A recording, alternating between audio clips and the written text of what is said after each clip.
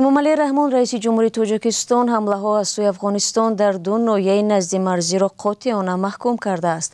Дар ин ҳамлаҳои чандрӯзии ахир дар ноҳияи Шамсдини Шоҳини вилояти Хатлон ва Дарвози вилояти Мухтори Кӯҳистони Бадахшон 5 шаҳрванди чин куштаву 5 тани дигар захмӣ шуданд. раиси ҷумҳурии тоҷикистон рӯзи 1 декабр дар машварат бо масъулони ниҳодҳои қудрати хостааст нагузоранд ки чунин ҳодисаҳо такрор шаванд. дар ин машварат ба иттилои дафтари раёсати ҷумҳурӣ вазъи кунунӣ дар сарҳади давлатӣ миёни Тоҷикистону Афғонистон баррасӣ шуд. дар ҳамин ҳол нирӯҳои марзбонӣ, як ниҳоди вобаста аз Кумитаи давлатии амнияти миллии Тоҷикистон, ҳамла ба роҳсозони чиниро дар ноҳияи Дарвози вилояти Мухтори Кӯҳистони Бадахшон тасдиқ ва онро кори аъзои гурӯҳи мусаллаҳи террористӣ донист, вале аз ҳеҷ созмоне ном нагирифт. ин ниҳод гуфтааст феълан вазъият дар сарҳад ором ва зери назорат аст ва ҳамзамон таҳқиқи ҳодисаҳо идома дорад. ҳамкорам Муъмин Аҳмадӣ ин мавзӯъро пайгирӣ дошт ва қабл аз барнома ман аз ӯ дар ин бора тафсилот хостам. эмомалӣ раҳмон раис ҷумҳурии тоҷикистон ҳамлаҳо аз сӯи афғонистон дар ду ноҳияи назди марзиро амалҳои ғайриқонунӣ ва иғвоангез номида шадидан маҳкум кардааст.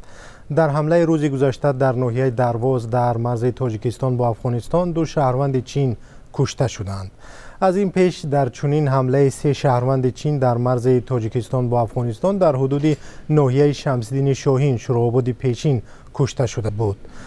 раис ҷумҳурии тоҷикистон рӯзи 1 декабр дар машварат бо масъулони ниҳодҳои қудрати хостааст нагузоранд ки чунин ҳодисаҳо такрор шаванд.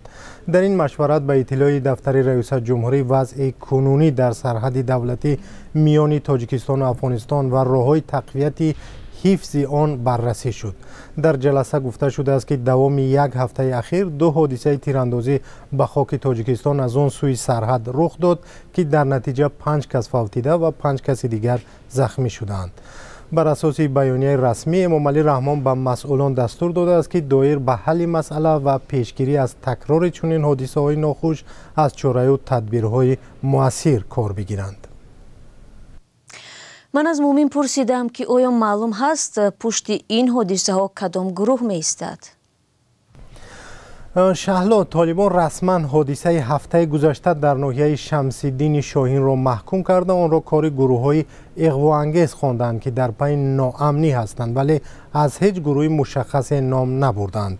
дар бораи ҳодисаи рӯзи гузашта ҳанӯз толибон ҳеҷ вокунише накарданд. эмомалӣ раҳмон дар суҳбаташ гуфтааст ки ин кори дасти шаҳрвандони Афғонистон аст.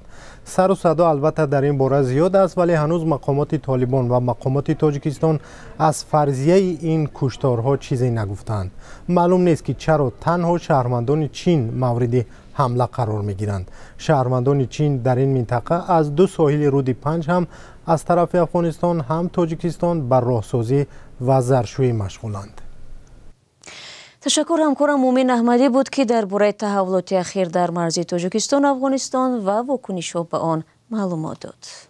салом, агар хату хабар мехоҳед мо дорем. навиди бомдодӣ, сархати хабарҳо, ахбори Тоҷикистон ва ҷаҳон, гузоришҳо ва таҳлилҳо. чӣ мегузарад ва чаро? донистан фаҳмидан аст. замима ё апи моро бигиред.